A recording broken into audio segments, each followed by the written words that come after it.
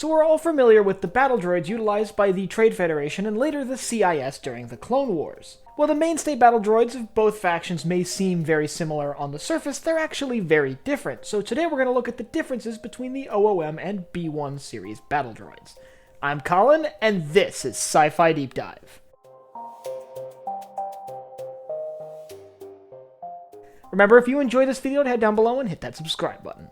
So they may look very, very similar, and there are reasons behind that, but deep down inside, the OOM-Series Battle Droids utilized by the Trade Federation and the B1s utilized by the CIS are very different from one another. So let's jump right into the OOM and its flaws. The OOM-Series Battle Droids were designed to be manufactured in large numbers for relatively cheap, which makes them a very appealing option for a faction like the Trade Federation, which is probably trying to build an army without spending too much money.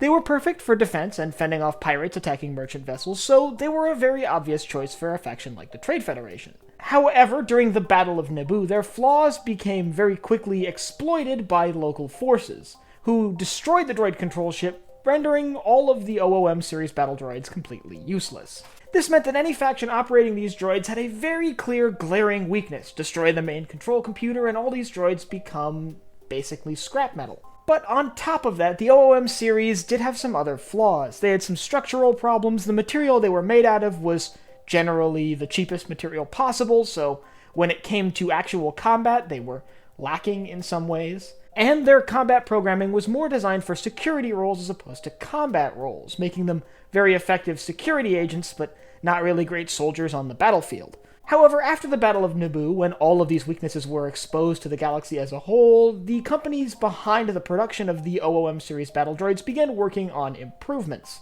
And 10 years later, when the leaders of the Separatist alliance got together and decided to build a droid army, they were one of the major customers for this new and improved battle droid, the B1.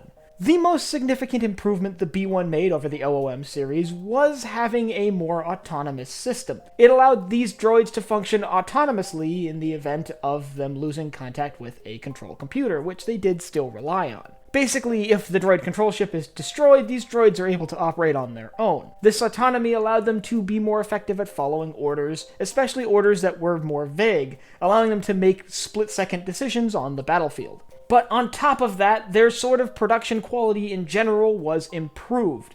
The OOM was built out of the cheapest possible materials because they were generally intended for security duties. However, the B1 was designed with stronger metals and more robust internal systems to allow them to sort of endure the harsh conditions on the battlefield. With the B1 being more minded toward the battlefield, it was the perfect option for the mainstay infantry of the CIS when they needed to build their droid army. The fact that it happened to look like the OOM-Series Battle Droids was not a coincidence, however. This meant that B1 battle droids could be stored in the same systems that stored OOMs. Things like MTTs, which were designed to carry vast numbers of OOM-Series Battle Droids, could be used to carry B1s as well, basically allowing a lot of the equipment to carry over. In fact, a lot of this equipment that carried over would become the Trade Federation's biggest contribution to the CIS, having operated a massive army of OOM-Series Battle Droids in the past. That being said, it is noteworthy that the OOMs didn't completely disappear after the Battle of Naboo. They were actually still utilized by the CIS during the war. Mostly, though, in support and logistical roles, not in combat roles, where the B1 would be more suited. However, their numbers were likely significantly reduced, and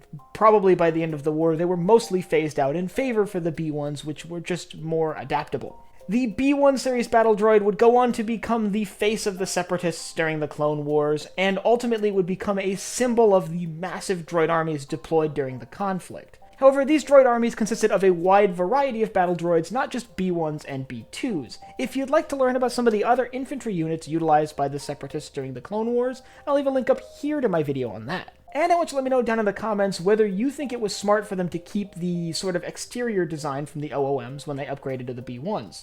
Should they have sort of redone the entire outside of the droid to make them more capable in combat, or do you think the logistical reasons for having an identical droid outweigh the sort of combat practicality of something like more armor?